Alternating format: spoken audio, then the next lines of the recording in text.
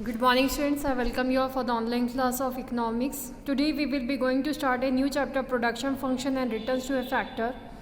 Before that I want to explain you that price elasticity of demand, as I already said, I will be explaining to you through the blackboard method the particular chapter. Some revision questions I will be giving, some questions practice I will be doing which is back of the chapter. So I am not taking that in the video.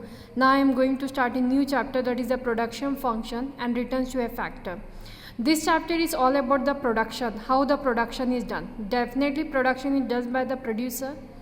How the producer maintains the function of production and get the returns to a factor, that is definitely the profit. Okay, whatever production is done, it is just to earn the profit. So let us see how the production function works and the returns to a factor gained by the producer.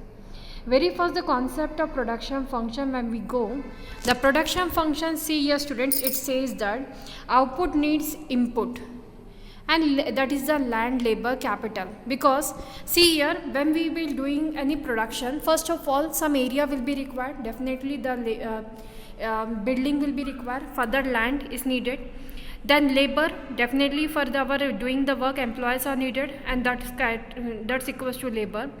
Capital, definitely investment is needed for doing the business, so there will be capital. So there are three factors which are needed: land, labor and capital, which are the most common input for the production of goods and services. As a producer, you always be interested to know how much labor and capital and other inputs are required to produce a given quantity of a commodity. You may find, for example, that 10 units of capital and 5 units of labor are required to produce 100 units of the commodity. It is this relationship between physical input, that is 10 units of capital and 5 units of labor, and physical output 100 units of the commodity produced, which is known as production function.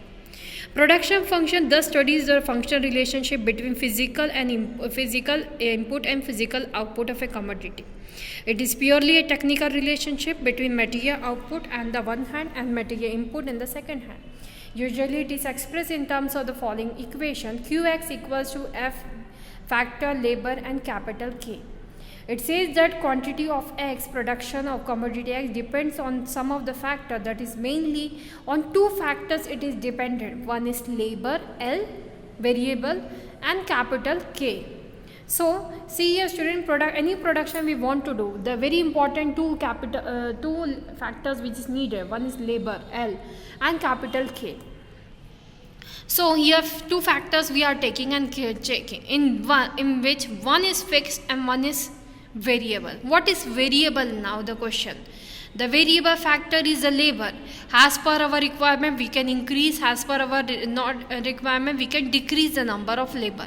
Capital, when we see, it is not possible to increase or decrease as per our requirement. It depends on the financial capacity of a company. So capital is a factor which remains stable and fixed for a longer period of time. One time investment is done, it is not required it cannot be changed very easily. So it is not considered as fixed capital. It says that maximum, one example is given, take for equation 1, you can see the equation 1, it is going there. 40x equals to factor 5L 4K. What is this explaining student? Quantity, if you want to produce 40 quantity of product X, commodity X, then two factors are needed. 5 labors will be required and 4 capital will be required. Then you will be able to produce 40x quantity.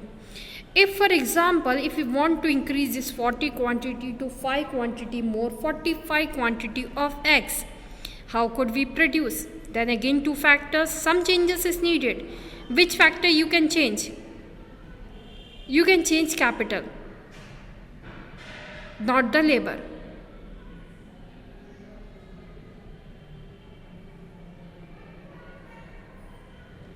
What factor you can change? You can change the labor capital, that is 4. It will be stable. 4 capital will be there. As I said, for 5 to 6 years the capital remain fixed. That's why it is fixed capital. And labor you can change. Quantity you can change by changing the labor, which is a variable factor. So here it says that 45x can be gained by changing the factor labor from 5 to 6. We can give one more labor to get the task of 5. implying that maximum of 45 units of commodity X can be produced using 6 units of labor and 4 units of capital. 80x equals to factor 10L into 4, 8K, implying that maximum of 80 units of commodity X can be produced using 10 units of labor and 8 units of capital. Let us move forward. So this is just a simple criteria, student, by which we can understand how we can change. Here one more variable is given there, that 80x quantity has to be increased from 40 to 45 and then 80. If we have to increase such a big quantity, definitely factor labor will not only work, we have to change the capital. So here you can see, to get 80 we have double the number of labor from 5 to 10 and capital as well from 5 to 8, 4 to 8. This is the general equation which is telling how we can double the quantity of a product. So various factors depending on that we can change the quantity of a commodity. In the words of Watson, production function is a relation between a firm's production output and the material factors of production input.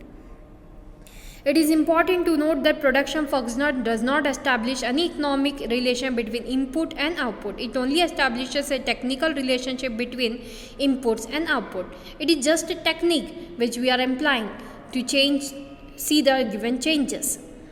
It is the engineers, not the economics, who tells us the flow of input and output. 10 workers working on 2 machines will hit the maximum output. It can be the decision which is made by the engineers, not by the economics. Economics just read the output, how we gain through the input. We cannot estimate how many people are required for working in a machinery. It is just the design which is stated by the engineers. 2 machines will hit the maximum output of 100 units, commodity X. Thus writes quotation said, the production function is purely a technical relation which connects factor input and output. It is equally important to note that a production function is always defined in respect to a given technology or a given technical know-how. Over time, technical know-how may improve. Accordingly, it may become possible to produce 110 units commodity X instead of 100 units. With the same inputs, it is a situation of shift change in production function. When we talk about fixed and variable factors, students, as I already explained, for any output to be increased, fixed and variable factors plays a very vital role. If a small change is required, only labor factor we can change. But if a major change is required in the production quantity, definitely with the variable factor, that is labor, output, the fixed factor also have to be changed, that is the capital. Let us discuss more about the factors of production, that is fixed and variable factors. When we go to the fixed factor, students, it is thus factor. Fixed factors are those with the application of which does not change with the change in time, change in output. In fact, fixed factors like machines are installed before output actual commences. Thus, a machine is there even when output is 0. Definitely, when we purchase a machinery, though we produce or not produce, but depreciation will be charged. Maintenance of machinery have to be done. So fixed factors are installed before output actual commences. Thus a machine is there even when output is 0. Let us assume that machine can produce maximum 1000 units of commodity X. It means that for a change in output ranging between 0 to 1000 units, input of machine fixed factor remains constant. Variable factors are those factors, student, the application of which varies with the change in the output. Labor is an example of variable factor, very suitable example because here it can be changed very flexibly. You need more labor to produce more output. Other things remain constant. Thus, use of a variable factor is 0 when output is 0. It increases as output increases. Production function when one factor of is a fixed factor and the other is a variable factor. When one factor is fixed factor and the other is a variable factor, product function may be specified as under Qx equals to factor, labor and capital. Qx equals to output of goods X, L equals to labor and K equals to capital. In this type of production function, output can be increased only by increasing the application of L, the variable factor. The following equation illustrates this further. 40x equals to factor 5L and 4K. Same way, 45x equals to factor 6L and 4K. We find that K is constant at 4 units. Output increases from 40 to 45 units. Commodity X because input of L has increased from 5 to 6 units. Since K is constant at only L changes, the ratio or proportion between L and K tends to change. This is generally the law of variable proportion, which is discussed in section number 3 of the chapter. Let us see the more topic about the marginal product. TP, total product, MP, marginal product, and AP, average product of the variable factor. These are the 3 new concepts which has to be discussed in this chapter deeply. TP, total product. Students, batch wise we are producing. First batch we have produced 4 units, second batch we have produced 5 units, and the third batch we have produced 6 units. Here it equals total production we have did in this month 4 plus 5 plus 6. That is 15.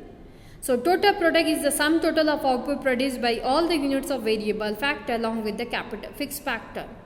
Some constant amount of the fixed factor used in the process of production. The total production, total output which we generated is known as total product. Here 2 factors will be responsible for TP, that is the total product. One is the labor and one is the capital K. So K is having some constant application because, as I said, it cannot be changed with the change in time. It can be changed when output has to be changed. Let us see the total product. As I given one example, first batch we produced 4, second batch we have created 5, and third batch we have created 6 units. So total it become 4 plus 5 plus 6, it become 15. Same way one example is given. If for example the resultant output is 12, 10, 12, 15, 12, 10, 6, then the total product produced in an year is 65 units of commodity. It can be calculated monthly, weekly, or the yearly. Thus, one's common definition of total product is that sum total of output of each unit of the variable factor used in the process of production is known as total product. This is also called total return of the variable factor. Marginal product, when we talk student, marginal product refers to total product, change in total product when one unit of variable factor is used, other factor remaining constant. Simple term. When we are first output we were having 4, now we want to produce 5. With this 1 unit of 5 increase, what the effect we are seeing in the product formation, it is known as marginal product. So marginal product refers to change in TP when one more unit of the variable factor is used. Fixed factor remains constant. Example, if output increases from 40 to 45 units, how many units? 5 units. When the input of labor is increased from 5 to 6 units, input of capital remaining constant. Then MP equals to, what we will be seeing, MP equals to 45 minus 40 for 5 units of production of goods X. How many more labor we have hired? MP5 is related to 6 units of labor. Likewise, MP of 10th unit of L equals to TP of 10 units of L minus TP of 9 or 10 minus 1, that is 9 units. Marginal production N equals to TP N minus TP N minus 1. You have understood the technique of estimating MP.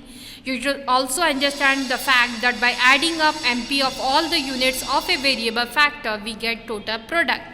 So TP equals to sum of marginal product. You can say, you can remember it as we have learnt at the beginning of the chapter.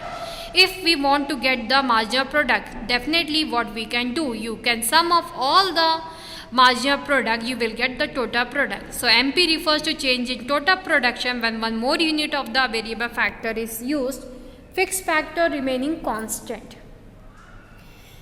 TP is the sum total of marginal product corresponding to each unit of the variable factor. AP, average product, is output per unit of the variable factor. It is estimated as under. Average product equals to total product upon labor. Example, if TP equals to 40 when 5 units of labor are used, then AP equals to TP upon L. Average product refers to physical output per unit of the variable factor used in the process of production. Yet this is the illustration which is telling us. Let us discuss this illustration more clearly. Illustration state the attribution of average product, marginal product and total product. First of all, average product, the very simple formula, average. Total product, if we will divide by number of labor, we will get average product. Don't do 50%. Divide it with the labor. If you divide total product upon L, you will get the average product. So average product equals to, like for example, you can see the 50 is the total product, 1 is labor. 50 divided by 150. Now TP is 90. 90 divided by 245. So this way we got the average product. I think it is clear. So AP you can see student total product upon labor, not divided by 2. Okay. Now MP. What is the formula of MP? MP you can see total product first 50 minus 0. It will be 50. The next line 90 minus 50, how much? 40 is the next line TP. MP equals to, thus MP equals to, formula is there, Tn minus Tn minus 1. Okay. So first TP how much is there? 50. TP equals to n minus 1. If we will do, let me write one more the formula. MP equals to total product n minus total product n minus 1. Total product n, first n is 50, so it will be 50. Total product n minus 1. n minus 1, 1 minus 1, 0. So here 0, here it is. So major product is 50. Next line, if we will go students, Tpn minus 1. Here what it is showing? 90. TPN second line, it is 1 2.